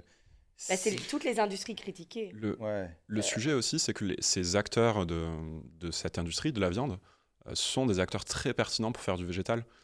Moi, je discute avec des acteurs historiques qui font des saucisses, des boulettes, des steaks d'origine animale. Ouais. Ils sont tous en train de se positionner aussi sur le végétal, Ok. et à juste titre, parce qu'ils ont un super savoir-faire en fait, sur cette question. Donc, Sur la production, c'est Plutôt sur la suffisamment transformation. proche que pour faire un switch ou. si tu sais faire une très bonne boulette de viande hachée, Ok, tu vas être très bien placé pour faire une très bonne boulette Ok. végétale. c'est une bonne nouvelle. C'est une bonne nouvelle. Et Bah du oui. coup, ça peut créer des ponts aussi. Ces industries ne sont pas que concurrentes. Moi, j'attache une vraie importance à travailler aussi avec en tant qu'ingrédientiste du végétal, ou en tout cas D'accord. du microalgue en l'occurrence, à collaborer avec ces acteurs. C'est une super nouvelle, ça. En fait. historique Moi, je pour- pensais qu'il pour aller allait faire fallu des ponts entre ces fermer industries. tout, tu vois, et tout. Il peut y avoir des transitions au sein même de ces grands groupes. Ok. Et c'est un mouvement qui est vraiment en marche. Super. Et ben, écoute. Ça, on réinvente pas la roue non plus. Ouais. On va pas fermer toutes les usines et on Non, recrée, c'est clair. on recrée Oui, mais je d'autres. pense que c'est ce qui se passe dans la tête des gens, à la tête des industries critiquées. C'est pas vraiment la Donc, réalité. le fait que tu dis ça, moi, ça me rassure, même pour eux, qu'il y ait Mm. moins de tension sociale aussi, de dire, ben non, mais attendez, on va à la marge changer, on va appeler Géraldine, et puis elle va nous aider à changer l'entreprise, et après on va appeler Hugo, qui va nous aider à... Donc c'est très bien. Et on va appeler Marine pour financer tout ça. Et transition incroyable. Et donc, Marine, tu nous proposais un sujet sur l'économie circulaire et le fait que ça devienne une économie en soi, en fait. Je sais qu'il y a des sujets au sein de Instagram Ventures qui ont été suivis. Tu peux peut-être nous en parler ou, Ouais, carrément. En fait, on parle beaucoup d'économie circulaire depuis quelques années et je trouve que ce qui vient naturellement à l'esprit, c'est ce qui touche la seconde main sur les vêtements, les meubles. Mais on a un peu mis de côté, je trouve, les produits qu'on peut réutiliser et utiliser sous forme de seconde main, et de l'autre côté, ce qui est considéré comme des déchets et que, par définition, on n'utilise pas et on ne cherche pas forcément à leur donner une seconde vie, notamment dans l'univers de l'agriculture, de l'agro-industrie. Je fais une ellipse là-dessus. Ici, on avait parlé d'un truc qui m'avait choqué, c'est qu'en fait, le déchet, c'est une notion qui est très humaine.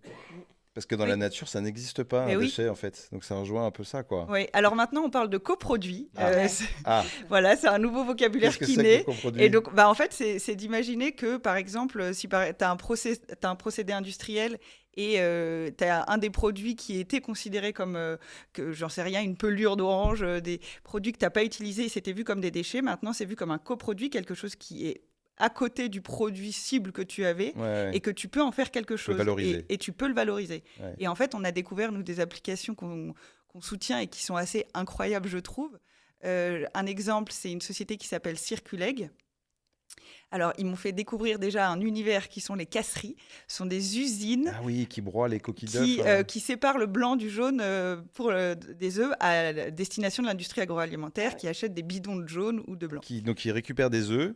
Oui. Et en fait, leur métier, c'est juste de séparer, les donc, trois. Quoi. Donc, il y a de nombreuses casseries en France. Je ne connaissais pas et personne ne connaît quand j'en parle. Et ça s'appelle une casserie. Ça s'appelle une casserie. Wow. Alors, il y a beaucoup de ces casseries qui sont en Bretagne. D'accord. C'est des volumes assez colossaux. Ah, mais j'imagine, les œufs, ça doit être... C'est colossal. C'est 40 000 tonnes de coproduits par an en France, ces coquilles d'œufs. C'est difficile, 40 000 tonnes, mais j'imagine, c'est gigantesque. C'est 40 000 tonnes, c'est 200 000 tonnes en Europe. Et aujourd'hui, ces produits, déjà, ces casseries, elles doivent payer pour s'en débarrasser. Souvent, c'est brûlé ou c'est traité à la chaux avant d'être répandu. Enfin, c'est globalement donc la pas coquille du d'œuf, tout. c'est vraiment le déchet de la casserie. Exactement, c'est leur déchet. Aujourd'hui, Circuleg, ils se sont rendus compte qu'en fait, c'était une mine d'or, cette coquille. Ok. On ne l'imagine pas, mais avec le... Donc, c'est deux parties, une coquille d'œuf. Tu as la membrane intérieure, le petit film transparent, et puis la coquille extérieure. La coquille extérieure, ils arrivent à séparer les deux avec un procédé mécanique sans intrants chimiques. Ils récupèrent la coquille externe pour en faire du carbonate de calcium. C'est ce qui sert pour les matériaux, pour fabriquer du carrelage, de la peinture ou autre. Il y a plus de 25% de carbonate de calcium dans ces matériaux-là. C'est broyé, c'est vendu sous forme de poudre. Ok. Donc, ils la récupèrent et ils l'adressent à ces industriels. Parce que 40 000 tonnes d'œufs... de coquilles. De coquilles. C'est les coquilles. Que les coquilles. Que les coquilles. Ok, d'accord. C'est assez léger, une coquille, quand même. Enfin, donc, ça fait beaucoup d'œufs. Ça fait un nombre colossal. Et donc, ça permet de sourcer des matériaux qui ne vont pas être issus de la terre et qu'on n'est pas allé chercher. Au lieu de les brûler à la chaux et tout. D'une part, on ne va pas brûler, et puis on ne va pas chercher ces carbonates dont on a besoin quand même. Et la membrane intérieure, elle sert aussi là pour des applications en nutraceutique, en nourriture pet food. Nutraceutique, donc c'est complément alimentaire. Ok. Tu vois, donc ça peut servir aussi sous forme d'acide hyaluronique pour les articulations. Enfin, il y a plein d'applications, c'est exceptionnel. C'est animal, quoi, donc ça a de la valeur, quoi. Donc c'est vraiment des applications très riches, très intéressantes. Donc ils greffent des usines à côté des casseries. Exactement. Et les casseries leur vendent, leur Alors donnent, aujourd'hui, les casseries, elles sont quand même déjà très heureuses de pouvoir ne serait-ce que les donner. Oui, c'est ça. Parce qu'aujourd'hui, elles payent pour s'en débarrasser. Ouais. Et Circuleg, elles payent pour s'en débarrasser. Donc déjà, il y a une ligne de coût en moins, ok. Et Circuleg s'inscrit dans une démarche qui est celle d'avoir envie de soutenir aussi l'industrie de la production d'œufs pour que ce soit mieux fait aussi, pour les accompagner en tout cas.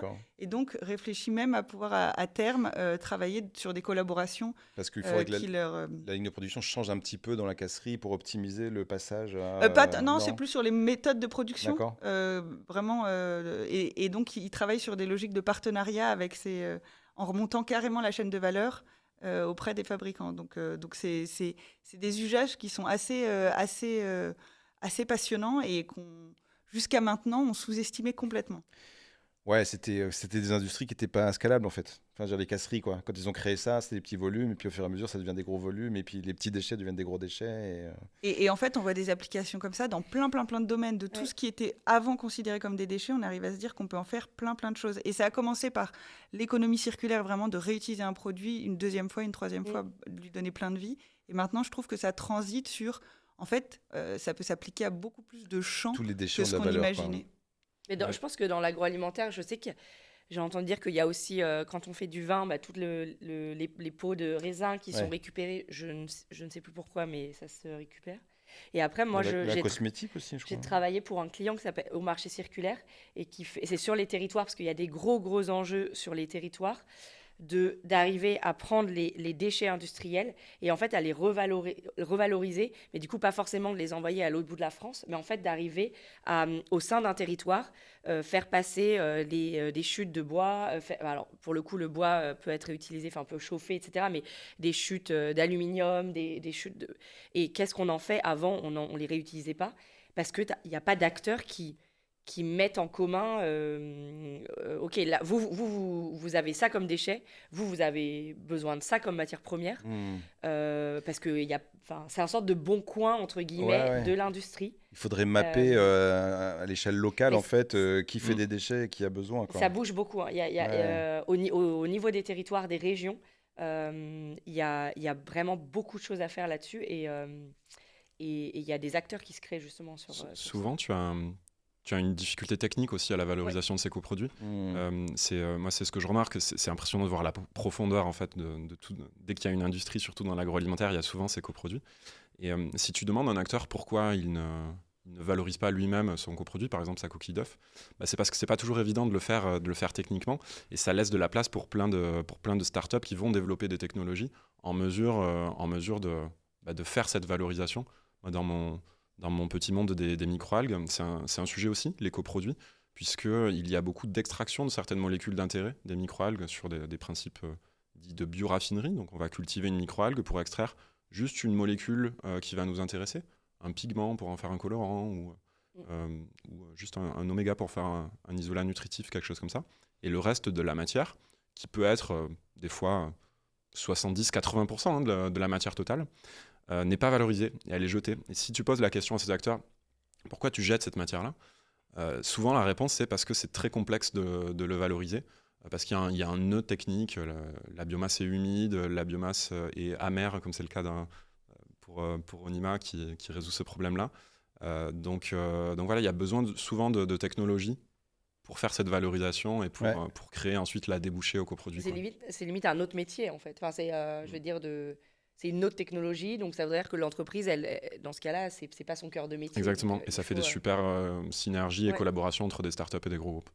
Et on le voit beaucoup parce que là, on parle de l'agroalimentaire. Donc, par exemple, Onima, effectivement, qui revalorise les levures de bière pour en faire des ingrédients riches en protéines. Mais il y a aussi plein d'applications, par exemple, dans le domaine de l'énergie. On parlait hier de la possibilité de faire des symbioses entre des usines, de récupérer l'énergie de l'une pour chauffer l'autre, toutes ces logiques de création de chaleur qui sont en fait perdues et envoyées dans l'atmosphère. Finalement, on peut imaginer des cercles assez vertueux où ça vient alimenter une autre usine à côté.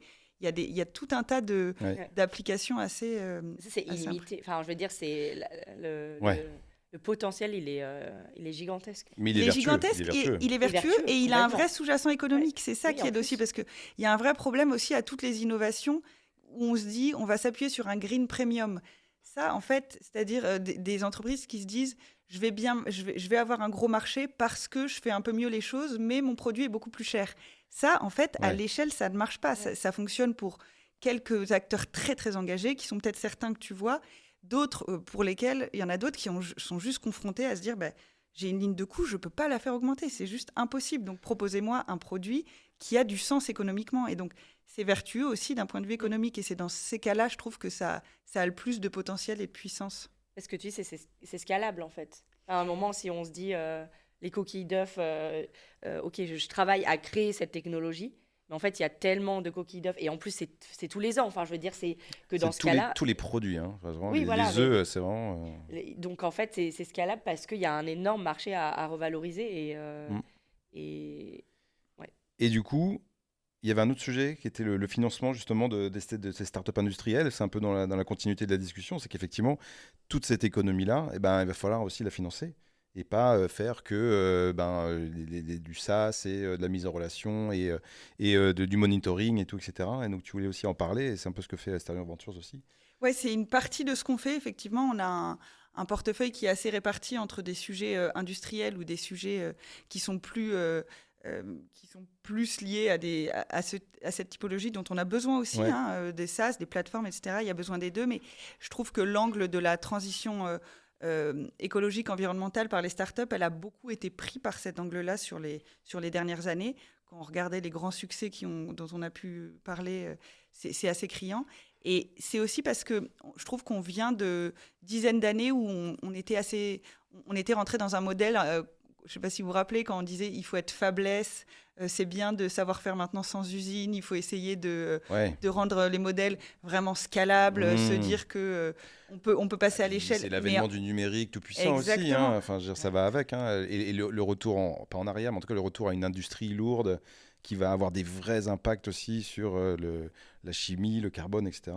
Et c'est pas forcément des industries lourdes en fait, mais c'est juste le fait d'accepter de se dire on a besoin de financer le problème du net zéro et de se dire qu'on doit réduire nos émissions de gaz à effet de serre et augmenter de la capture aussi, on doit réussir à faire les deux. C'est un problème physique. À un moment, il faut que ça passe par des solutions physiques.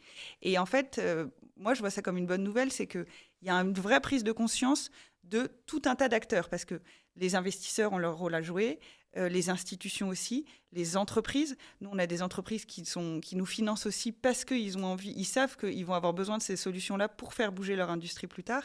Et en fait, quand on voit des exemples assez iconiques en France, des acteurs comme Electra, comme Vercor ou autres, c'est quand même des sujets dont on n'entendait pas parler il y a encore 5-10 ans parce que...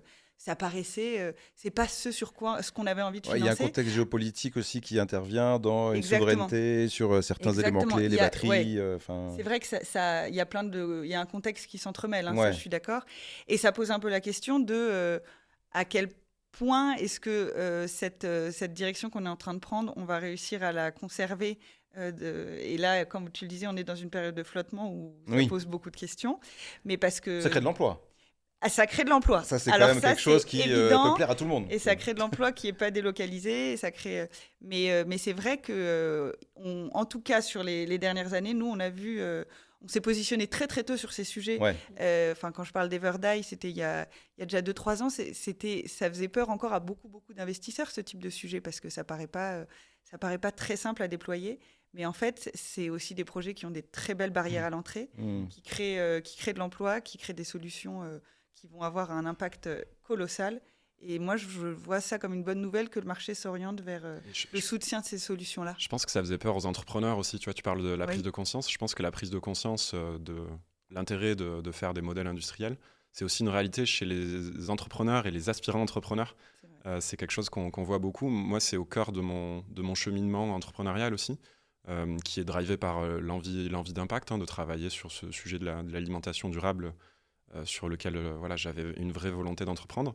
Pour autant, je me suis pas réveillé un matin en me disant ok, je vais monter une usine, quoi. C'est ça qui me fait vibrer. Mais le cheminement entrepreneurial, en fait, m'a naturellement guidé là-dessus, parce que si ta boussole c'est je veux avoir l'impact maximal à la plus grande échelle, en fait, très vite, tu te rends compte que c'est en industrialisant une solution nouvelle que tu vas le faire. Mais c'est vrai que ça fait plus peur que de monter une start-up numérique, de faire un SaaS, où tous les outils sont déjà faits et en 3 clics, entre guillemets, tu peux avoir quelque chose, quoi. Et moi, je suis heureux de voir aujourd'hui qu'il y a une vraie parole qui se crée aujourd'hui en France sur ce sujet-là, portée notamment par les entrepreneurs pour dire ok, l'industrie peut être sexy aussi, on fait des superbes choses, on est soutenu par l'État, on crée de l'emploi, on fait de la performance économique. On fait de l'impact à scale. Il y a une responsabilité des écoles. On en avait parlé la dernière fois. Moi, je suis ingénieur de formation. Il y a une vraie responsabilité des écoles aujourd'hui d'aider les jeunes qui sont en études, qui sortent d'études, de les diriger vers là.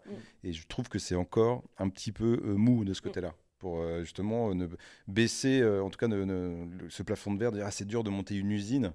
En fait, de toute façon, il faut y aller, quoi. Et puis, il y a plein d'opportunités. Et c'est en faisant je pense, des belles réussites industrielles et des belles startups qu'on va inspirer aussi des nouvelles générations. Tu parlais de Vercor, c'est des choses... quand j'écoute ce genre d'aventure entrepreneuriale, ça inspire et ça donne envie d'y aller aussi, quoi. Et il y a un autre exemple, super exemple, je trouve, le Fourgon, qui est une entreprise qui s'est créée à Lille, qui fait de la consigne.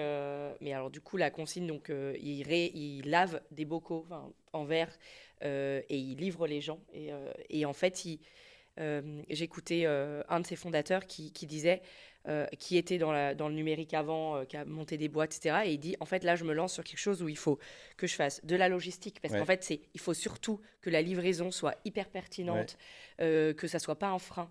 Logistique, trouver les centres de lavage, les entrepôts, etc. Donc, il dit, c'est complètement différent, mais en fait c'est hyper intéressant, ça cartonne, là il se déploie sur plein de villes, et en plus là pour le coup pour résoudre la crise des déchets, c'est juste clé en fait la consigne, et ça marche bien, mais il disait les difficultés d'investissement, ça n'a rien à voir pour ouvrir plein d'entrepôts, pour pouvoir, mais je trouve que en tout cas quand il en parle, ça donne hyper envie, malgré que c'est de la logistique et laver les bocaux. Enfin voilà, donc en effet, c'est aussi des beaux exemples. Et en plus, c'est pas délocalisable, quoi. C'est hyper territorial. Enfin, c'est hyper vertueux, mais je pense qu'il y a encore ce frein de se dire waouh, j'ai construit, je vais monter une usine et tout. Je pense que ça peut faire peur. Ouais. Alors qu'il y a 50, 70 ans, on construisait plein d'usines en France et qu'il y avait un vrai savoir-faire. Je pense qu'il y a un vrai savoir-faire de l'ingénieur en France. Alors, il n'y a pas que des ingénieurs qui montent des usines, bien sûr, mais c'est vrai qu'à force de les envoyer dans d'autres pays, on a perdu un peu ce réflexe d'entrepreneuriat qui va devenir obligatoire si on veut réduire en tout cas les flux physiques. Merci en tout cas pour ces exemples-là, et puis bravo à Starion Venture, je trouve, de mettre en avant aussi ces entreprises-là et de les aider. Moi, je trouve que ça fait partie des enjeux de financement. En tout cas, ça fait partie du développement de ça. Oui, et puis on est fiers de montrer quand même que c'est des projets qui ont une vraie performance économique aussi. Et je pense que c'est ça qu'il faut rappeler aussi, parce qu'il y a aussi tout un imaginaire qui s'est construit. Et en fait, l'impact, ça paye pas. Ouais. Alors qu'en fait, il y a vraiment des très belles ça paye pas réussites. Pour les entreprises un peu historiques qui veulent juste faire un peu de green par-dessus, quoi. Oui, ça, mais te dire, en fait, le business model, il va peut-être pas y avoir une croissance, ou il va peut-être pas y avoir les résultats économiques. Là, on parle quand même d'entreprises qui, by design, intègrent ces éléments-là. Donc, je pense que c'est un peu la différence. Et qui viendront peut-être aider demain des grands groupes dans leur transition. Ouais. On va continuer. Alors, c'est un peu vous deux. C'est sur le sujet de l'analyse de cycle de vie. C'était Hugo qui portait le sujet, mais je sais que Géraldine était intéressée par ça. C'est un sujet intéressant. Donc, une analyse de cycle de vie te sert à déterminer précisément l'impact environnemental de ton activité, d'une part de ton activité ou de ton produit, de ton service. On évoquait le sujet du greenwashing, de la peur, de la communication sur ces sujets-là, d'être bien 10 ans, moins 10 ans, etc. Ça a été un sujet pour nous. L'analyse de cycle de vie te donne du rationnel par rapport à ta démarche. Parce que c'est bien beau de dire, OK, nous, on propose des microalgues en alternative à la viande, et du coup, de fait, on travaille sur ce sujet de l'alimentation durable. Vient un moment où tu as besoin quand même de mesurer précisément l'impact environnemental de nous, en l'occurrence de notre ingrédient, pour pouvoir ensuite aller le comparer à tes concurrents, à la matière que tu cherches à substituer, pour montrer que ton impact environnemental, il est mesurable, et que si je remplace 1 kg de bœuf haché par 1 kg de mon produit, par soustraction, l'impact, c'est celui-ci. Donc voilà, c'est un vrai outil intéressant. Pour ceux qui ne connaissent pas, donc analyse de cycle de vie, ou ACV pour les intimes, souvent c'est ça le terme consacré. Donc, c'est une méthodologie qui permet de bien suivre sur toute la durée de vie de ton produit, à la fois ce que tu utilises pour le créer, l'énergie, l'eau et tout, etc., mais même après, à la fin, quand tu le jettes, quand tu le réutilises. Exactement. Je te laisserai me compléter, mais je peux le donner sur mon produit en l'occurrence. Nous, par exemple, on vend un ingrédient à base de spiruline. Donc, l'analyse de cycle de vie a consisté à analyser les 3 gros blocs qui constituent l'impact environnemental de cet ingrédient. Tu avais le premier bloc sur la culture de la microalgue en elle-même, qui en l'occurrence, c'est pas chez nous, mais chez les cultivateurs avec qui on travaille. Donc, se dire, OK, ton bassin, avec quoi il est construit, les intrants, l'énergie qu'il faut pour faire croître la biomasse. Ensuite, il y avait une étape de notre procédé. Comment, de quelle machine, de quelle énergie on a besoin pour opérer le procédé qui le transforme à cet ingrédient. Et puis ensuite, tu as, on va dire, la supply chain, à savoir le packaging et le transport pour l'amener dans ton lieu de destination. Nous, on s'est arrêté là pour notre analyse, mais elle pourrait continuer ensuite chez notre client. Donc voilà, l'idée, c'est de prendre les différentes briques et tout C'est les étapes, ouais. toutes tes étapes et tout ce qui te permet de faire ton produit ou ton service. Et d'aller chercher toutes les datas. Mm. Et d'avoir aussi un résultat. La différence entre l'analyse de cycle de vie et le bilan carbone, c'est que le bilan carbone, on va mesurer uniquement l'impact sur le changement, enfin les émissions de gaz à effet de serre qui ont du coup sont responsables du dérèglement climatique. Et l'analyse de cycle de vie, c'est une analyse multicritère. Et en fait, du coup, il y a l'impact sur les ressources en eau. Enfin, je les ai pas tous en tête, mais il y a les ressources en eau, il y a la santé humaine, il y a le changement des sols, il y a les émissions de gaz à effet de serre. Enfin, voilà, il y a beaucoup plus de critères en fait qui sont mesurés. Okay. Donc c'est un impact environnemental global. C'est pas adapté pour toutes les entreprises, non? C'est pour certains types d'entreprises ou c'est vraiment toutes les entreprises à partir du moment où il y a un produit ou Ça se fait sur un produit. En fait, ça se fait pas sur une entreprise. On fait pas une analyse de cycle de vie sur une entreprise. On fait une analyse de cycle de vie sur un produit. Et du coup, c'est un périmètre qui est très fixe. Alors qu'en effet, le bilan carbone, ça mesure l'impact environnemental de l'activité d'une entreprise sur un an, généralement. Et analyse de cycle de vie, c'est sur un produit. Ou un service. Ouais, mais c'est ça ce que je voulais dire, c'est que l'entreprise qui n'a pas vraiment de produit, mais qui est plus sur un service, par exemple. On peut le faire. On peut le faire aussi. Par exemple, sur une. Alors, on n'aura pas forcément les impacts sur la biodiversité ou. Enfin, voilà, ça peuvent être beaucoup plus minimes, mais on peut faire l'impact environnemental d'une campagne de communication. Avec la création des supports, la diffusion, tu vois, la fin de vie des contenus, etc. Donc ça s'applique quand même à pas mal de sujets, quoi. Oui. Ok. Ouais, et c'est un outil super important à plein de niveaux en tant qu'entreprise. Nous, en l'occurrence, pour déjà être financé, Marie nous expliquait la thèse d'Astérion, tu as besoin aussi de démontrer quel est ton impact réel pour dire voilà ce que je fais et voilà comment je le mesure. Pour nos clients, c'est un vrai point, un argument fort, parce que derrière, peut-être que mon client va devoir étiqueter son éco-score, donc il a besoin de bien comprendre aussi l'impact environnemental des matières qu'il achète. Et puis, ça s'inscrit vraiment dans une idée de mettre du rationnel et de démontrer la logique et l'impact environnemental qui sert aussi du coup sur des problématiques de marque employeur, de RH, d'attractivité. Voilà, donc je pense que ça va être un outil pour beaucoup d'entreprises pour clarifier aussi sa communication sur ces sujets. C'est très utilisé, c'est peu utilisé, c'est quoi? Moi, dans mon domaine, c'est très utilisé. Vraiment, j'ai pas de mal à me comparer, tu vois, du soja, du pois, d'autres microalgues en utilisant des bases de données. Il commence à y avoir vraiment de la littérature. Je pense que c'est un attendu aussi dans vos dossiers d'avoir une lecture là-dessus. Et ça dépend vraiment des secteurs parce que, par exemple, on le voit apparaître dans le textile où Fago, par exemple, a fait des analyses de cycle de vie, donc est capable de dire l'impact de mon t-shirt, enfin de ce t-shirt, de ce jean. Mais en fait, comme tu dois le faire par produit, imagine, une entreprise, idéalement, elle devrait faire une analyse de cycle de vie pour chaque produit, pour se dire, là, pour réduire l'impact de ce t-shirt, je vais pouvoir agir là, là et là. L'impact de ces chaussures, je vais pouvoir agir là, là et là, sachant que cette chaussure, c'est pas la même que le modèle d'à côté. Mais du coup, ça coûte extrêmement cher pour les entreprises aujourd'hui d'avoir une ACV sur tous leurs produits. Donc, ça arrive petit à petit. Et en vrai, l'objectif de ça, c'est de... imagine, tu vas dans un magasin et en fait, tu as le score environnemental. Et du coup, tu peux vraiment comparer ce produit avec ce produit, cette perceuse avec cette perceuse. Voilà, ça serait idéalement, on aura ça. C'est le Nutri-Score de tout produit, quoi. Exactement, c'est ça. Tu peux regarder Clear Fashion qui fait ça pour les vêtements, en tout Clear cas. Fashion le fait, Mais effectivement, c'est pas encore déployé forcément chez tous les acteurs, mais ça permet vraiment de pouvoir comparer. Il y a Carbon Fact aussi qui fait un peu ça, non? Oui, mais Carbon Fact, ils sont vraiment, pour l'instant, ils sont sur un focus très carbone. Ah oui, d'accord. Alors que Clear Fashion, c'est de l'affichage environnemental qui porte aussi sur l'eau, sur les sujets même de droits humains, tu vois, comment tes produits ont... Ouais. Sachant que c'est assez clé dans le secteur du textile, l'eau, la pollution des sols, en fonction des secteurs, il y a quand même, il va y avoir peut-être plus d'impact sur certains critères. Et tu vois, par rapport à la complexité que tu évoquais pour les produire, moi j'ai de la chance, j'ai qu'un ingrédient pour l'instant, donc effectivement quand tu as beaucoup de produits, ça peut vite être lourd, c'est souvent externalisé auprès de prestataires, donc c'est un coût aussi. C'est cher.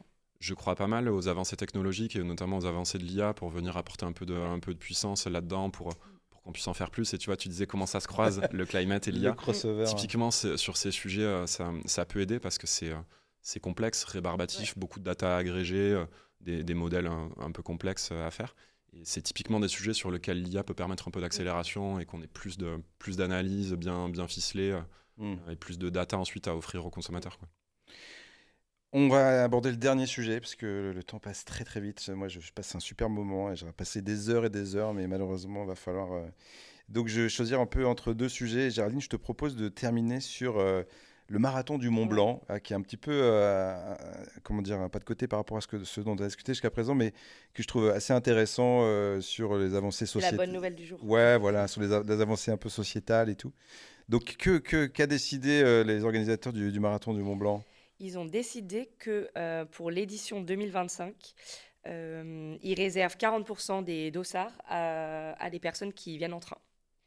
Ok, Ouais, 40%. 40%, donc c'est pas 5%, c'est quand même hyper conséquent. Il faut que tu montes ton billet de train quand tu arrives pour avoir ton dossard, quoi. Alors, je ne sais pas exactement Oui. comment ça va se passer, et d'ailleurs, je ne sais pas non plus s'il y a une différence économique pour le prix du dossard entre. J'avoue que je n'ai pas creusé ça, ça pourrait être intéressant de Ouais. regarder. Mais globalement, oui, tu dois prouver que tu es venu en train, et c'est surtout, en fait, l'intérêt, c'est pas forcément d'aller demander, du coup, de mettre toute la. Je pense, pas la culpabilité, mais la charge sur la personne qui doit prouver qu'elle est venue en train. Mais c'est de dire qu'en fait, il n'y a que 60% de dossards pour les gens qui ne veulent pas venir en train. Donc en fait, ça réduit aussi. En fait, c'est plutôt les gens qui se disent ah bah moi je viens pas en train et tout. Ben, ça réduit potentiellement leur chance d'avoir un dossard, la possibilité Ouais. d'accéder parce que Ce qui réduit du coup un peu la zone d'où viennent les gens finalement par rapport au lieu. J'imagine que ça a cet impact-là, mais qui est ouais, peut-être la réalité. Qu'en fait finalement les gens qui viennent à ce marathon-là, de toute façon, ils viennent un coup de train quoi en fait. Enfin, ils sont pas bah, très loin. peut-être, j'avoue, je sais pas du tout, mais Ouais. en fait l'intérêt c'est quand même de se dire bah, finalement, on réserve, enfin ceux qui font un effort, bah, en fait on leur réserve, Ouais. on leur réserve des dossards et enfin je trouve que moi je trouve ça hyper fort parce que Ouais, c'est un signal qui est assez fort. Ouais. en fait ça veut dire on met un critère environnemental dans le choix des personnes qui viennent à ce marathon et ça c'est des choses qui avant n'étaient pas du tout pris en compte. Enfin, en fait le critère était le prix généralement et Mais ça rejoint un peu sur les JO, hein, l'empreinte écologique des JO, c'est même pas tant la fabrication des stades, c'est les gens qui viennent, oui. quoi. Bah, Donc c'est une énorme partie le de. poste d'émission, généralement pour chaque événement, le poste d'émission Ouais. principal, c'est le déplacement Exactement. des personnes qui se rendent à un festival, à un marathon. C'est beau que ce soit le sport, en l'occurrence là, un sport outdoor qui Ouais. porte Ouais, ça. c'est vrai. C'est probable que ce soit un mouvement qui ensuite dépasse un peu la thématique du sport et que tu retrouves plus largement dans l'événementiel. Il y avait eu, on en avait parlé ici, la polémique sur l'équipe de France de foot qui Sur allait à comment ils se Nantes en déplacent, avion, ouais. etc. Et qui, du coup, sur les trajets de moins de 3 heures, sont obligés Ils de ne prendre. respectent pas tout à fait. Hein. Ils respectent pas tout à fait. Alors, ils sont passés quand même dans les médias il y a pas longtemps, Ouais. on a les fait des voyait, images en train et tout, ouais. et du coup ils étaient un peu tête baissée parce qu'on sent que bon voilà. Mais ça fait partie des exemples, sûr, ouais. des nombreux exemples. Dans l'industrie musicale, tu as des mouvements de ce type aussi. Ouais. Un programmateur dans un festival qui a déprogrammé un artiste parce qu'il voulait venir en jet privé. Ok. Le programmateur lui a dit non, si c'est ça, ne viens pas jouer. Ouais. Donc c'est des choses qui se font.